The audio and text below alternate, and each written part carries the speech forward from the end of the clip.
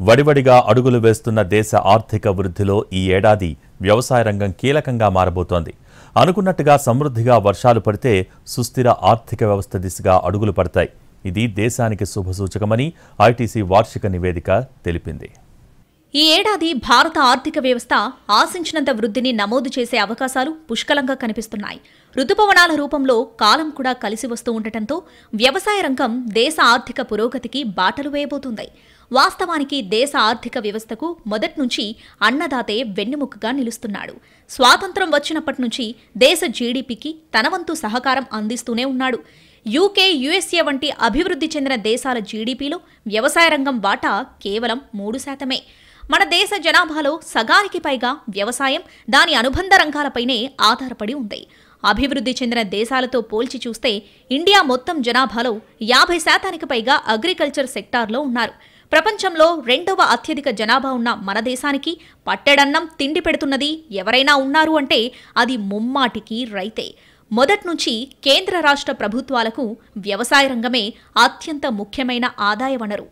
2023-24 ITC వార్షిక నివేదిక ప్రకారం వ్యవసాయం, సాధారణ రుతుపవనాలు దేశ అభివృద్ధిలో కీలక పాత్ర పోషించబోతున్నాయి.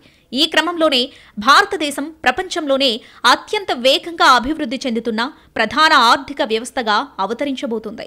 దాంతోపాటు పెరుగుతున్న సంపద, వేగవంతమైన పట్టణీకరణ, డిజిటల్ కరెన్సీ వంటి అంశాలు ఆర్థిక వ్యవస్థ వృద్ధికి కీలకమైన అంశాలుగా మారబోతున్నాయి.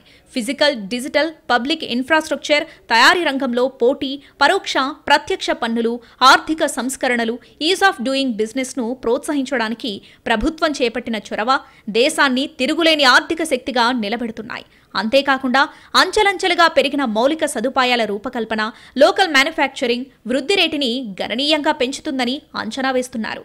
వ్యవసాయ సంబంధిత పథకాలపై దృష్టి కేంద్రీకరించడం వల్ల రైతుల సంక్షేమంతో పాటు గ్రామీణ వినియోగ డిమాండ్ని పెంచవచ్చని భావిస్తున్నారు. ఇది ఇన్వెస్ట్మెంట్, ఎంప్లాయ్మెంట్, కన్సంప్షన్ అనే సైకిల్ని బలోపేతం చేస్తుంది. వ్యవసాయ రంగంలో పోటీతత్వాన్ని బలోపేతం చేయడానికి, రైతుల ఆదాయాన్ని పెంచడానికి, ఏకకాలంలో మార్కెట్ అనుసంధానాలను డెవలప్ చేయడంతో పాటు అంతర్జాతీయ ప్రమాణాలకు అనుగుణంగా వ్యవసాయ ఉత్పాదకత విలువ పెంచడం వంటివి చర్యలు కీలకంగా మారబోతున్నాయి. ప్రస్తుతం భారత ఆర్థిక వ్యవస్థ పైకి చూస్తే ఒక రకమైన అనిశ్చితితో పోరాడుతుంది. అందుకే స్థిరమైన జీవనోపాధిని కల్పించడం ఇందులో ముఖ్యమైన స్టెప్. దానిపై దృష్టి కేంద్రీకరించాలంటే విధానపరమైన నిర్ణయాలు అవసరం. అవన్నీ ఆర్థిక వ్యవస్థకు శుభసూచకమని ఐటీసీ వార్షిక నివేదిక తెలిపింది. మార్చి దాకా కూడా ఈ ఆర్థిక సంవత్సర కాలంలో వృద్ధి రేటు సస్టైన్ అవుద్దని, అంటే ఆర్థిక వృద్ధి కొనసాగుతుంది అని చెబుతున్నారు.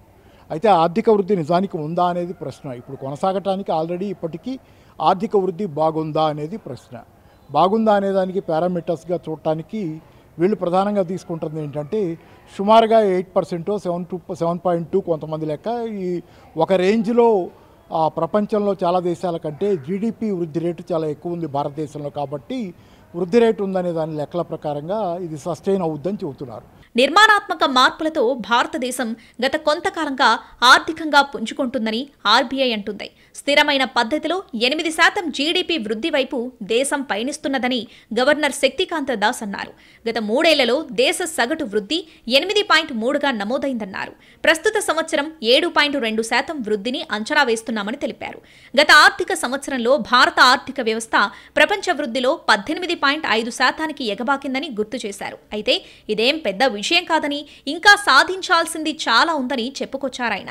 గత 3 సంవత్సరాలలో ఈ వృద్ధికి ప్రధాన కారణం చేపట్టిన నిర్మాణాత్మక సంస్కరణలే అంటున్నారు.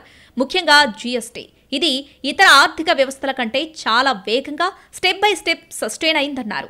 జీఎస్టీ పన్ను వసూళ్లు నెలకు 1.7 లక్షల కోట్లకు చేరుకోవడం అందుకు ఉదాహరణగా పేర్కొన్నారు ఆర్బీఐ గవర్నర్. 2016లో ఆర్బీఐ చట్టానికి సవరణ చేయడం, దివాలా, అనువైన ద్రవ్యోల్బణం, టార్గెటింగ్ ఫ్రేమ్వర్క్ లాంటివి దేశ ఆర్థిక వృద్ధికి సాయపడ్డాయని తెలిపారు. నిజానికి భారతదేశ ఆర్థిక ప్రస్థానం ఒక్క రంగంతో ముడిపడి లేదు. అనేక సెక్టార్ల సమాహారంగా ముందుకు సాగుతోంది. 140 కోట్లకు జనాభా ఉన్న దేశం మనది. ప్రపంచంలో 5వ అతిపెద్ద ఆర్థిక వ్యవస్థగా అవతరించాం. 2047 నాటికి 3వ లార్జెస్ట్ ఎకానమీగా అవతరించాలన్నదే ఆకాంక్ష. ప్రస్తుత సంవత్సరానికి 7.2% దగ్గరున్న అవుట్లుక్తో అనుకున్న వృద్ధి ఎలా బాగుందని అనుకోవచ్చు. 4.7% ద్రవ్యోల్బణం నష్టాలతో ఉన్నాం. దాన్ని 4% తగ్గించడమే ప్రస్తుతం ఆర్బీఐ ముందున్న లక్ష్యం. అయితే అక్కడికి రీచ్ కావడానికి టైం పడుతుంది. సెంట్రల్ బ్యాంక్ డిజిటల్ కరెన్సీ దేశ భవిష్యత్తుగా భావిస్తుంది Reserve Bank of India. Digital currency యూపీఐకి పోటీగా ఉండదనేది ఆర్బీఐ చెబుతున్న మాట.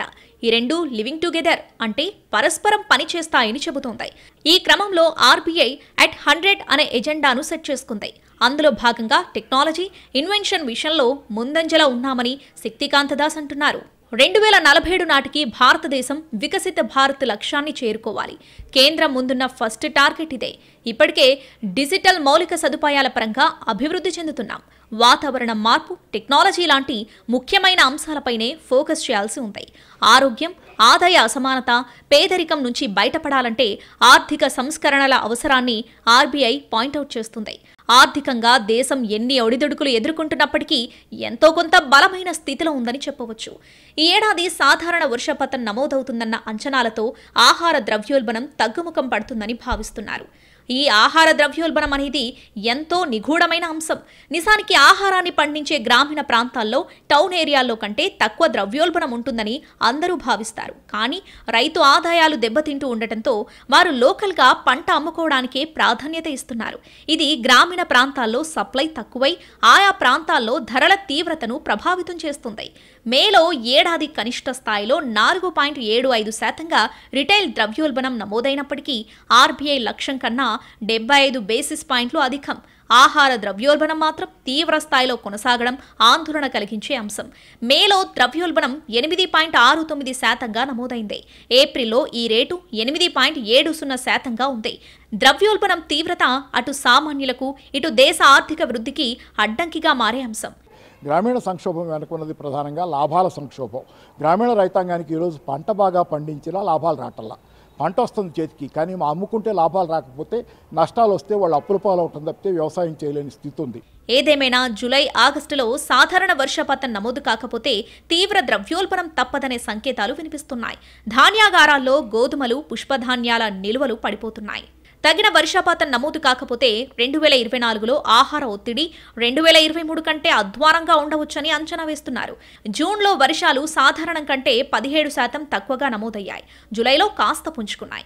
దక్షిణాది కంటే ఉత్తరాదిన అనుకున్నంత వాన పడుతుంది. సౌత్ కూడా కవర్ కావాల్సిన అవసరం ఉంది. సీజన్ ముగిసే నాటికి దేశమంతా అనుకున్నంత యావరేజ్ వర్షం పడితే ద్రవ్యోల్బణం పడిపోవచ్చు. ధరలు నిలకడగా ఉండే విధంగా స్థిరత్వాన్ని సాధించగలిగితే దేశ ఆర్థిక వృద్ధి సాధనకు పటిష్టమైన పునాదులు పడ్డట్టే.